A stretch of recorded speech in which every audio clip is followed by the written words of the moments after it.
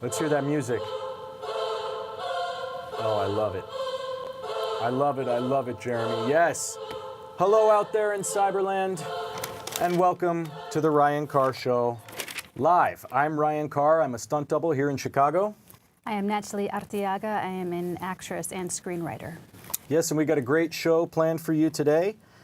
We go over the stunt news, the union news, and a little bit of the local Chicago entertainment industry update right here from my Facebook Live page. We got a great show for them today, don't we, Natalie? We do. It's a juicy one. It's a juicy one. We had a great party, too. We had the Halloween party 11, 12, 13 days ago. We did it a little bit earlier this year because I had to go to North Carolina for my 10-year reunion. The Halloween party was amazing. I want to congratulate Mr. Alex Sims. He's a national gymnast. You know, a little known fact about Chicago, Chicago has the #1 men's gymnastics, competitive men's gymnastics in the nation. It's like the greatest men gymnast in the US of A. They train in Chicago. So it's a lot of really talented flexible people. Athletes, yeah. You know, it's like, you know, we like to keep an eye out on those gymnastics people. But Alex Sims, congratulations. He is a gymnast, good friend of mine and colleague. He won the handstand competition. We have a handstand competition every year at the Halloween party, and he just absolutely destroyed everyone there. Tully competed in the handstand competition. Jeremy, our audio-visual guy in the booth, Jeremy, you competed in the competition too this year, didn't you? I only tried. You only tried. But, you know, for your first ever Ninja Club Halloween handstand competition, I commend your efforts. I was on TV last night. I was on Chicago Fire. I was the person who stabbed Dawson's father. I didn't realize that it was her father when I was stabbing him at the time, in fictional Chicago or in my real life. But that was kind of interesting to see last night. Got to, you know, check out what it's like. I was the madman. All the credit goes to Claire Simon. Claire Simon, thank you for having me at the audition, and thank you for casting me, obviously. Claire Simon does a wonderful event. These people have really figured out how to do this, okay? It's called Meals for Monologues. Meals for Monologues is on Monday. This Monday. This Monday coming up. What you do is you bring a non-perishable food item. It can be a canned food. I bring stacks. Wait till you guys see how much the Ninja Club is going to bring to Meals for Monologues. It's actually going to be pretty funny.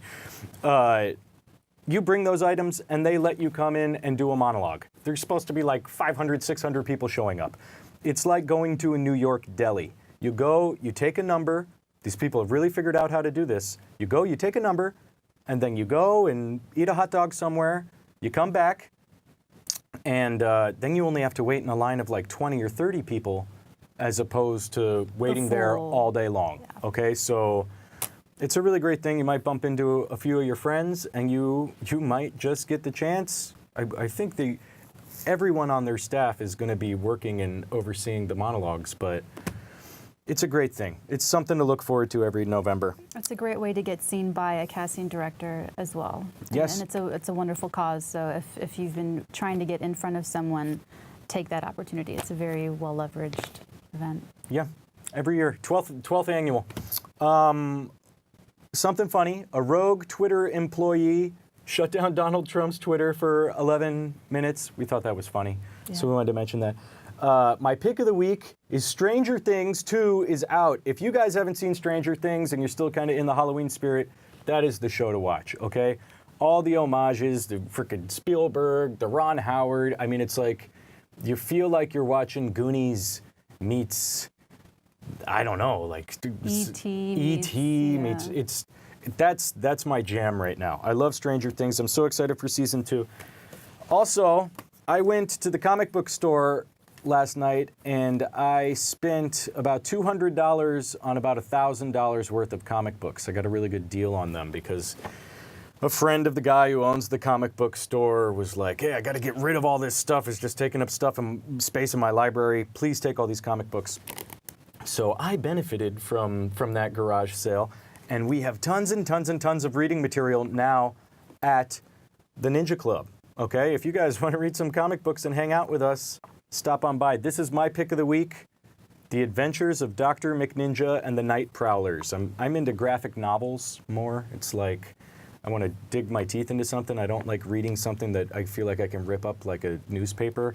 I want the real deal thing. So I'm going to read Dr. McNinja and the Night Powers, and I'll let you guys know what I think about it. We are not only looking for new scripts, for new ideas that we'd like to turn into SAG-AFTRA projects, but storyboards too. Write something like this. This is what I like to read, you know, if you want to send it our way. And also, big thank you to the over 700 views, people. Some people must be watching it more than a few times. The 700 plus people that watch our Friday program and broadcast here at the Ryan Carr Show Live. Whether you're watching it live or watching it later. And even our haters. I want to say a big thank you to all the haters out there, okay? Because nobody loves their haters more than Ryan Carr. Dead serious on that. Hey, we love you guys so much that even if I blocked you on Facebook, you can still watch the rebroadcast of the Ryan Carr Show on the Ninja Club YouTube page. So we're not leaving you guys out. You're included. You guys can check out the show, and if you guys want to talk about something, you go ahead and send me an email, and I will read it on the show. So, yeah, I guess I got my caramel macchiato frappuccino large today, and I am on a tear. I got a lot of stuff that has happened here locally. I mean, now I'm a local board member. And let me tell you, being a local board member is hard, okay? It is not easy. Just the amount of emails and things that come through, it's a lot of information. It's a lot of information to cut through. There's a lot of people at play. Something that I realized that I didn't really understand before is the difference between being a local board member, which is like people that have votes, that are actually pushing forth agendas, and what's the word that starts with an R? Resolutions, handling the meat and potatoes of the union issues, and then staff members.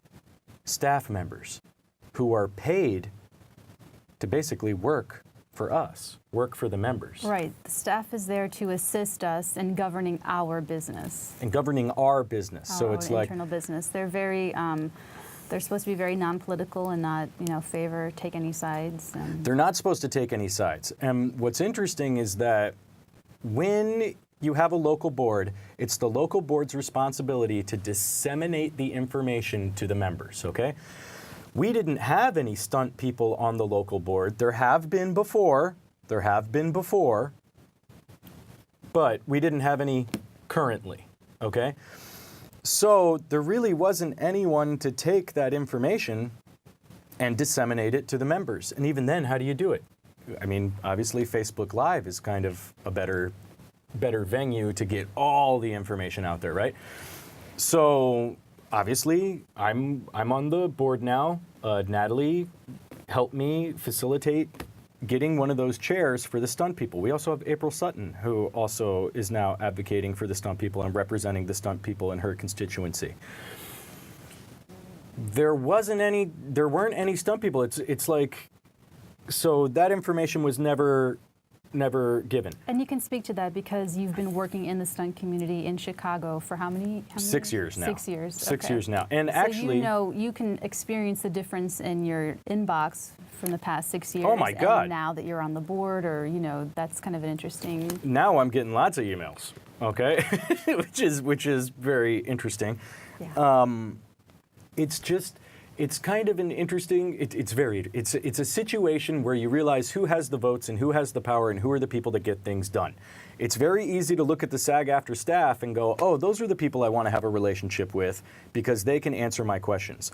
Well, I am going to I'm going to come right out and say it. There are some stunt coordinators, okay, that have personal relationships with the SAG-AFTRA staff here locally in Chicago, and they receive production reports. And they receive information, and they've been doing it for years, okay? Even in the Illinois film office, there was someone who was giving that production information out to a closed circle of people. And I bet if you Yes. really think hard about it, you can figure out who they are, okay? Stunt coordinators that have personal relationships with the staff, it's very easy for them to get those production reports. And you know why they're given those production reports? So they can disseminate that information to all the members. When was the last time a stunt coordinator called you and disseminated any information about, hey, this is the email that you respond to if you would like to be involved in this production and volunteer your services? I've never had a phone That's call never like happened. that. Okay. And you would assume that in a world of transparency and ethics, that those stunt representatives would disseminate that information for the performers, but they don't. They keep it for themselves, okay? And they use that. The problem with that is the hiring process and the conflict of interest for people. It almost makes you understand why there aren't any stunt people on the board. Natalie and I, when we became friends, Natalie was running for president, okay? And we started talking about the Stunt and Safety Committee, which is something nationally, okay? It is an important room to be in if you want to have your voice heard concerning wages and working conditions and everything involving safety, okay? Involving these very important, critical issues, okay? We realized that Chicago didn't currently have one. Now, We had one, but it was something had happened to it before I got on the board. So there is a National Stunt and Safety Committee. does exist. Okay, it does exist, and there was a Chicago Local Stunt and Safety Committee. I'm not sure who the chair was for that or what the minutes are. Or The any chair notes has from not that. come forward to If you talk with did us. chair or co-chair or were on that committee in Chicago, please message us and reach out to us. Okay, go ahead. They should. I mean, they should. We would love to know your notes. We would love to know anything that happened in the previous Chicago Stunt and Safety Committee, the local committee. The way that this has all transpired is Natalie was running for president. Charles Andrew Gardner was also running for president. Natalie and I were like, hey, Stunt and Safety Committee, yeah. We went to Charles and told Charles, Stunt and Safety Committee, yeah. He said yes. After a meeting, before Charles or Natalie ever got the presidency, Charles then came up to me and said, hey, Stunt and Safety Committee, yeah. Which is funny because it's almost like, that was our idea. That was our idea. And then we go to the first, it wasn't the first ever board meeting, but the last board meeting, which I attended, which then got me on the local board. It's interesting. 1 minute. Thank you very much. 1 minute. It's just so freaking interesting. It's Okay, like, well, let me explain how you got on the board, and then maybe we Yes. can cut to the rest of it in the union update. So basically, when Alyssa and some other people kind of moved up to national positions, it left 4 local board vacancies. We touched on this in the last episode. Ryan was someone that I kind of nominated to come and serve on the board. He was voted, I think you had the highest number of votes out of the 4 people. I'm sure I did. Yeah, I think you did. And that's how you came on the board. And that was a really big meeting for you, which we will get into after the break. Well, I don't think anyone's going to fight harder for us than we are. Then we too. I mean, we've been working for the stunt community since before. I mean, how many episodes are we on now? Working, volunteering, whatever you want to call it. Yeah. But So, sleepless nights. but tune in soon for after the commercial break for Yep. our union update.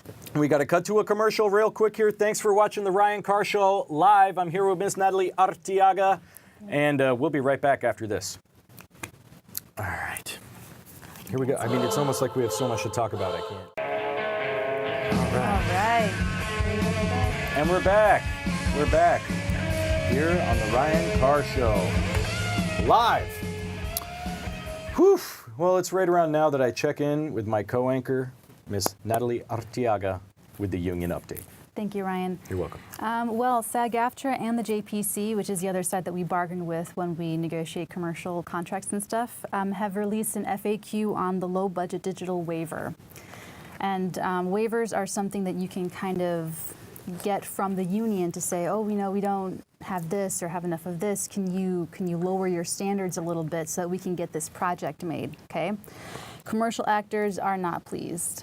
As a commercial actor, I'm kind of like, ugh, there's been a lot of back and forth on Facebook about it.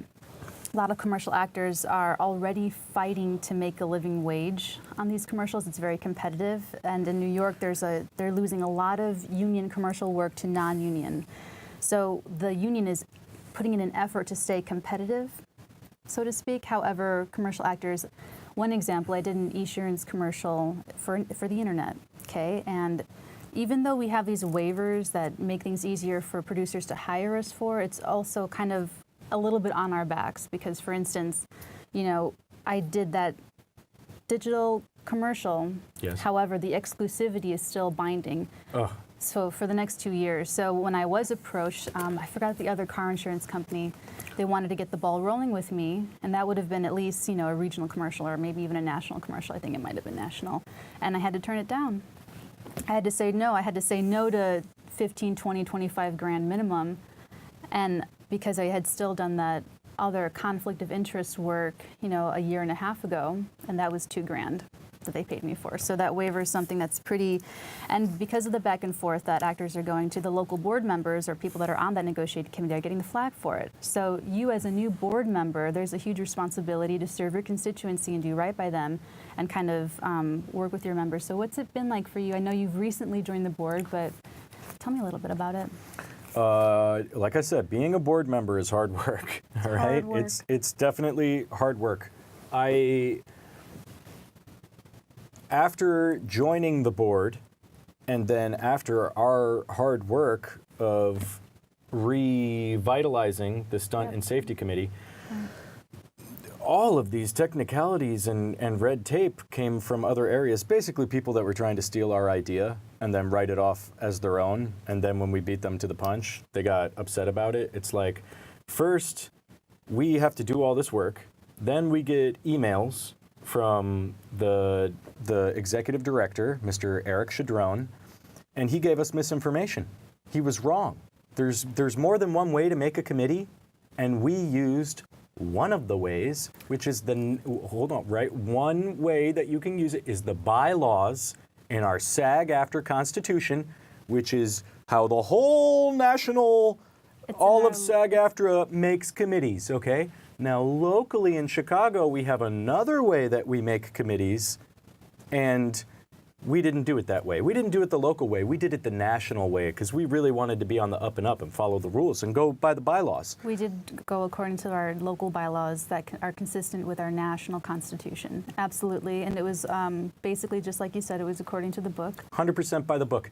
Then they send an email to us where it's like, basically they're trying to trick us into saying, oh, you know, confusion, confusion, confusion. So we went to national. Their argument was that it was a mistake on their part that, you know, the way committees are created, a local practice, which is not memorialized, which is not officiated. Memorialized, which it's not means that officiated. it's not the only way to do things. They would have preferred us to do it that way, and then they were trying to say that, who cares? You know, things don't stand. However, we did go to national, and we were confirmed that everything kind of stands as is. National agrees with us.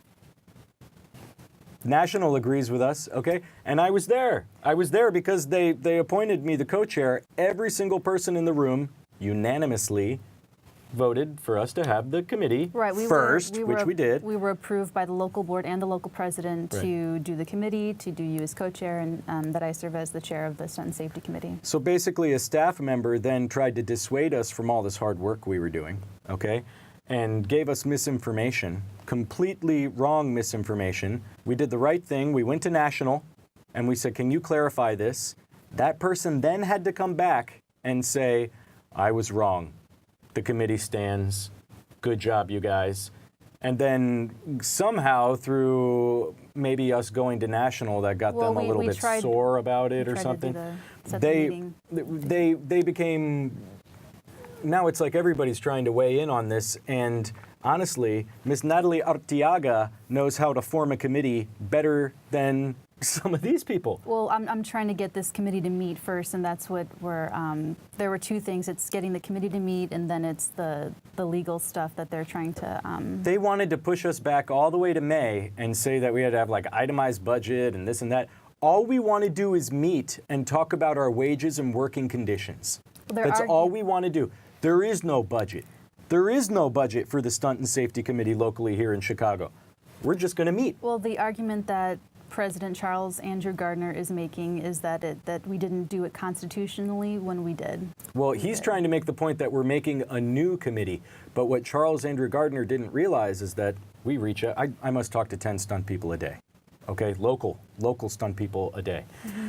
I reached out to a stunt person, and he said, oh no, Ryan, there was a stunt and safety committee before here locally in Chicago, and thankfully he gave us that information because that was the information that's actually helping us prove them wrong, and actually proving them right, that they don't know how to do this stuff. They don't even know how to do it. This is my second.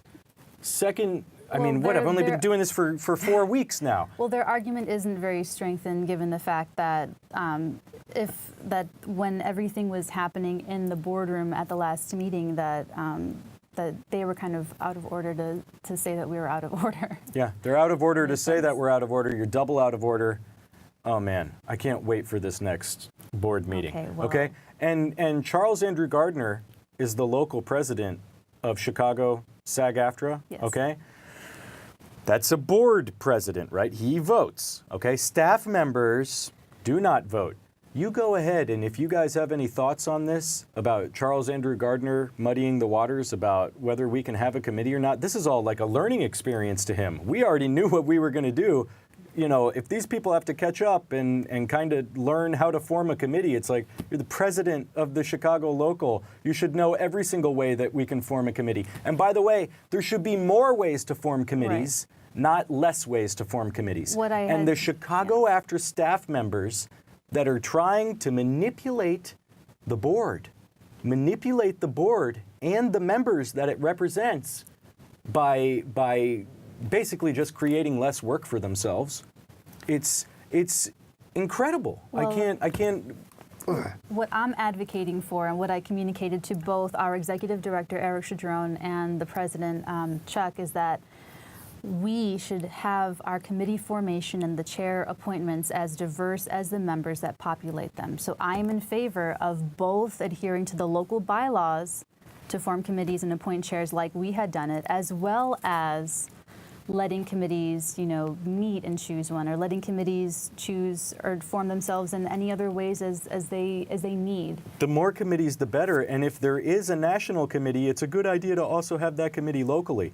And if there's no stunt people on the board, and I've been to every single meeting, and I'm willing to go there, and we're willing to spend our personal time on all of this stuff, fighting for the right for stunt people to get in a room and talk about things without the staff taking what we say and reporting it to one stunt coordinator, affecting your careers, affecting people's careers. It's a gross manipulation of the system, okay?